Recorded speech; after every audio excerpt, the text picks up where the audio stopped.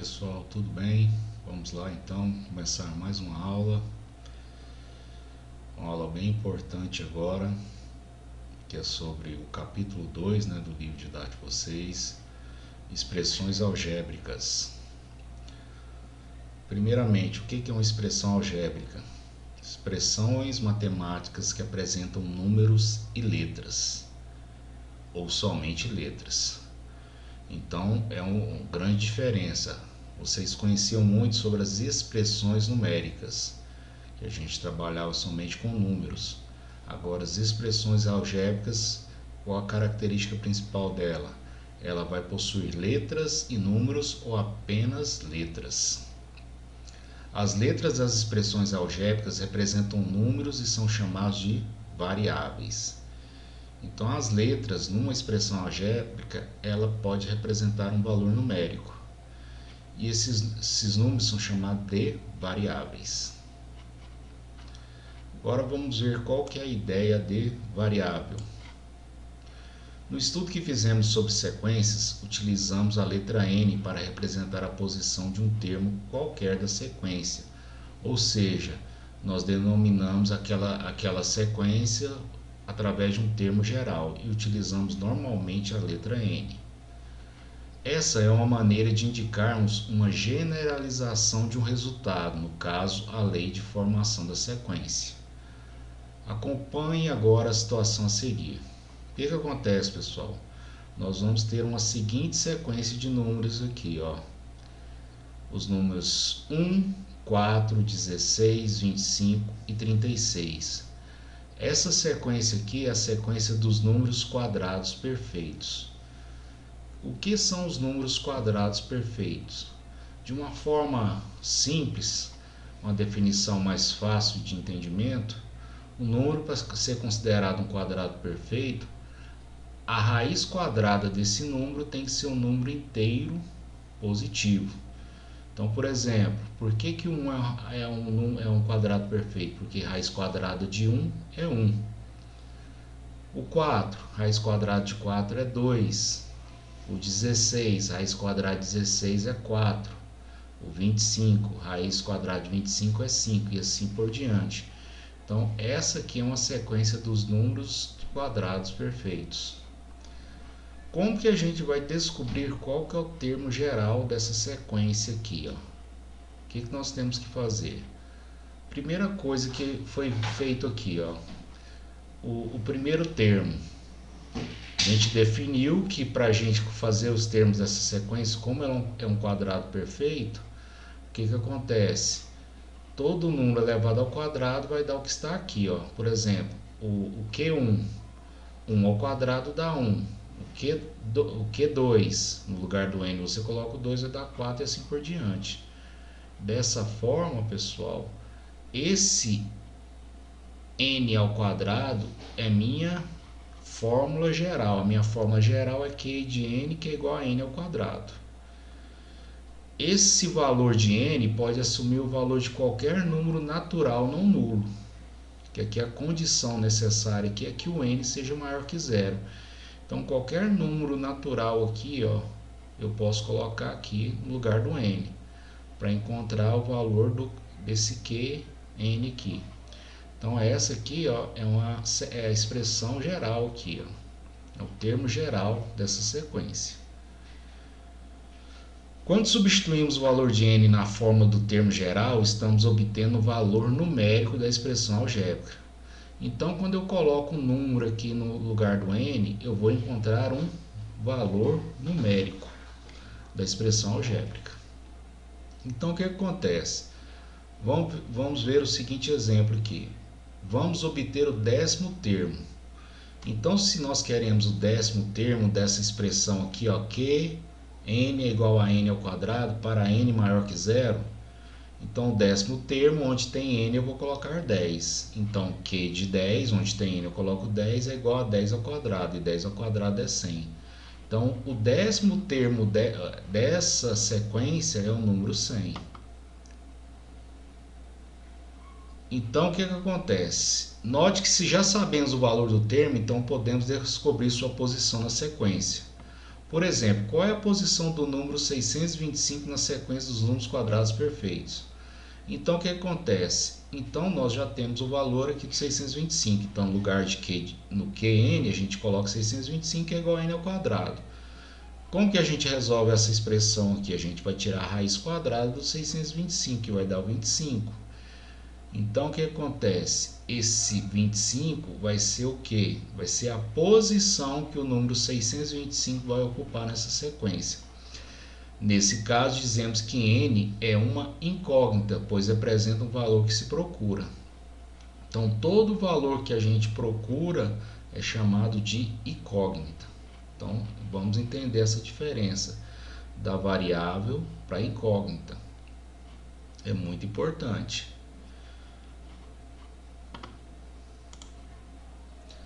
Agora, nós vamos avançar agora para o capítulo 3, que se refere à igualdade. Usamos sentenças para nos comunicar tanto em uma conversa quanto na linguagem escrita. Em matemática também usamos sentenças. A maioria delas faz afirmações sobre números. Nas sentenças matemáticas usamos símbolos no lugar de palavras. Igual, igual a, sinal de igual, menor que, sinal diferente, equivalente, maior, implica. Então, nós utilizamos esses símbolos para utilizar na linguagem matemática. Uma sentença matemática em que o símbolo igual é usado representa uma igualdade. Então, quando eu utilizo esse símbolo aqui, que é o sinal de igual, eu estou falando que esse lado, o que está à esquerda da igualdade, é igual ao que está à direita da igualdade. Vamos ver o que estão falando aqui essas três crianças aqui. A soma de 2 e 5 é igual a 7. Olha aqui, ó, 2 mais 5 é igual a 7. O cubo de 2 diminuído de 5 é igual a 3. O cubo de 2 menos 5 é igual a 3. A soma dos quadrados de 3 números é igual ao quadrado de 5. De modo geral, podemos representar uma igualdade por A que é igual a B, em que A e B são expressões diferentes para o mesmo número. Chamamos isso de princípio da igualdade. Se nós observarmos aqui essa figura, o que acontece? Esse lado é igual a esse lado é igual a esse e esse lado é igual a esse. Então, por isso que tem uma igualdade aqui. Olha o que acontece. Esse primeiro aqui, ó, o 2 mais 5 pode representar a minha letra A e o resultado 7 a letra B. Aqui o 2 ao cubo menos 5 representa o A e o 3 representa o B. E assim por diante. A expressão matemática situada à esquerda do símbolo é denominada de primeiro membro da igualdade. A expressão matemática situada à direita do símbolo de igual é denominada segundo membro da igualdade. Pessoal, muito importante isso aqui agora. Toda igualdade tem dois membros, o primeiro membro e o segundo membro. O primeiro membro é o que está à esquerda da igualdade. O segundo membro é o que está à direita da igualdade. Isso vai ser muito importante nos nossos prosseguimentos dos nossos estudos. Então, não esqueçamos isso. Toda igualdade eu tenho o primeiro membro e o segundo membro. Lembrando, o primeiro membro é o que está à esquerda. Todo o que está à esquerda chama de primeiro membro. E o que está à direita a gente chama de segundo membro. Agora vamos estudar as propriedades de uma igualdade.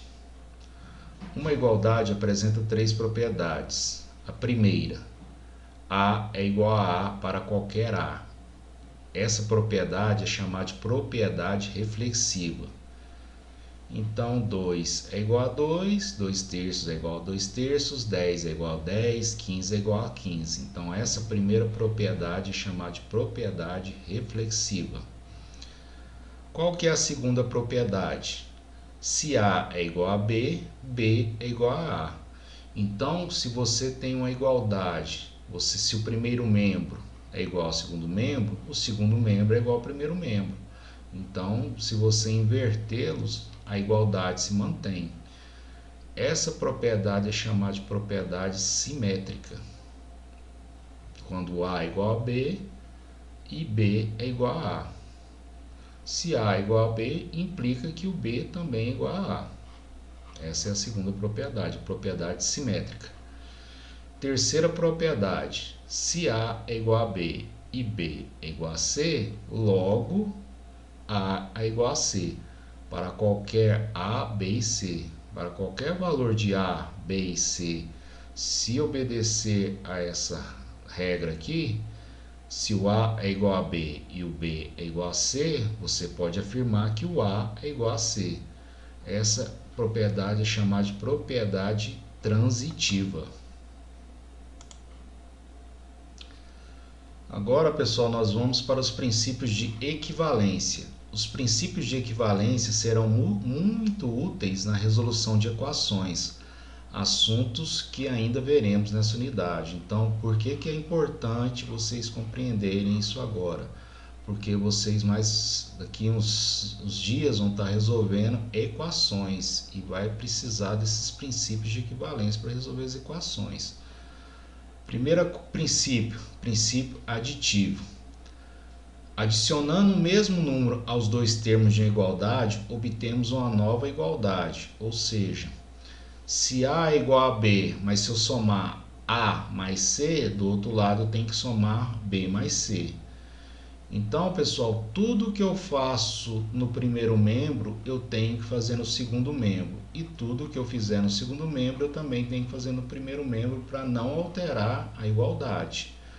Porque a questão da igualdade é como se fosse uma balança de pratos que tem que estar sempre em equilíbrio. Exemplo aqui, essa balança que está aqui representada, ó. O que acontece? Eu posso ter termos diferentes no primeiro membro, diferentes do segundo, mas no fim da história, eu tenho que ter o mesmo valor para que a igualdade se mantenha. Por exemplo, aqui eu tenho essa caixinha número 1 no primeiro membro e número 1 no segundo membro. A número 3 a número 3. Agora aqui eu tenho duas caixinhas número 2 e do outro lado eu tenho apenas uma caixinha número 4, mas que equivale às duas caixinhas número 2. Então, minha igualdade se mantém. Se você somar esses números, 8 vai ser igual a 8. Então, esse princípio aditivo fala o seguinte: tudo que você fizer de um lado, você tem que fazer do outro para não alterar essa equivalência.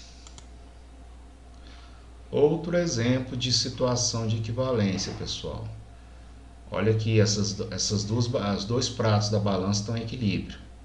1, 3, 2, 3 caixinhas número 2, eu tenho uma caixinha número 2, número 4, mas se você verificar, o valor do primeiro prato dá 10 e o valor do segundo prato dá 10, então ela continua em equilíbrio. Agora, o que aconteceu aqui nessa segunda situação? Foi retirada a caixinha número 3 aqui, ó. Se para eu manter equivalência, se eu acrescentar qualquer coisa no primeiro membro, eu tenho que acrescentar qualquer coisa no segundo membro.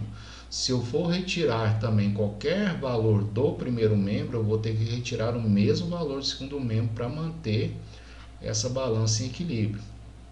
Então aqui a gente pode verificar que foi tirada a caixinha número 3.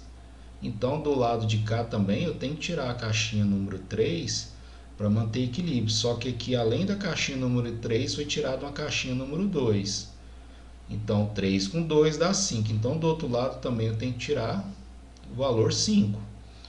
Então eu tinha duas opções: ou eu tiro a caixinha 3 e a caixinha 2, ou, que foi o caso aqui, ou também podia tirar a caixinha 4 e a caixinha 1, que também ia manter a mesma coisa. Então, se você adiciona o primeiro membro, você tem que adicionar o segundo membro. Se você retira do primeiro membro, você tem que retirar do segundo membro e vice-versa. Pessoal, agora nós vamos ver o princípio multiplicativo. Quando multiplicando os dois membros de igualdade por o mesmo número, obtemos uma nova igualdade.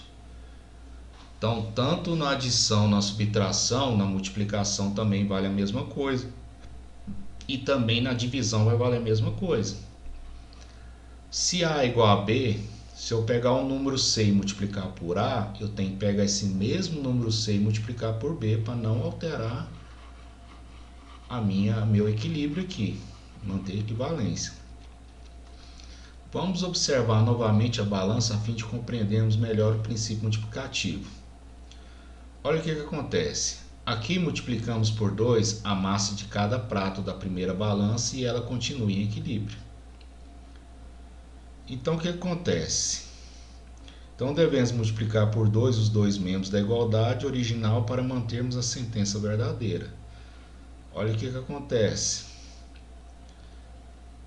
Eu tinha o número 2, número 1, número 3. Multiplicado por 2, eu tenho que fazer a mesma coisa do outro lado. Então, o que acontece? Eu tinha a caixinha número 1, número 3, número 2, número 2. Ao multiplicar por 2, eu dupliquei ela do outro lado aqui, ó. Então, ela ficou valendo 16.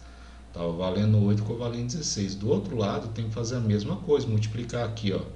4 e 3, 7, 8 vezes 2, 16. Tem que multiplicar por 2 também para que a balança continue equivalente. Agora, ao mesmo tempo, se eu fizer a divisão, eu tenho que fazer a divisão no primeiro membro, eu tenho que fazer também no segundo membro. Então, aqui, vamos dividir por 2 a massa de cada prato. Então, o que acontece? Aqui, em vez de dividir, pegou isso aqui, ó. A gente pegou essas caixas aqui e dividiu por 2.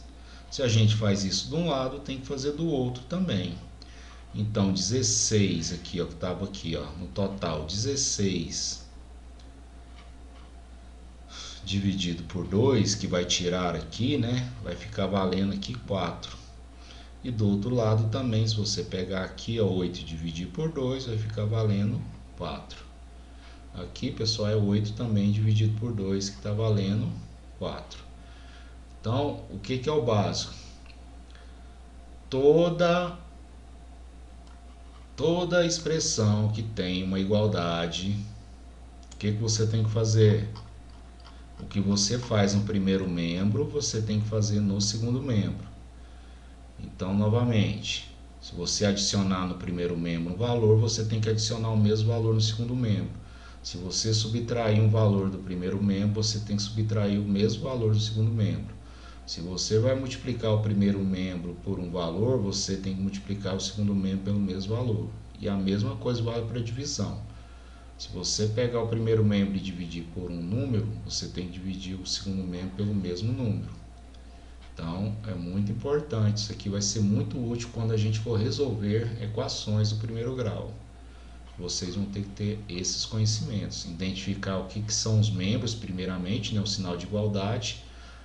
Antes aqui da igualdade à esquerda eu tenho o primeiro membro, depois da igualdade à direita eu tenho o segundo membro.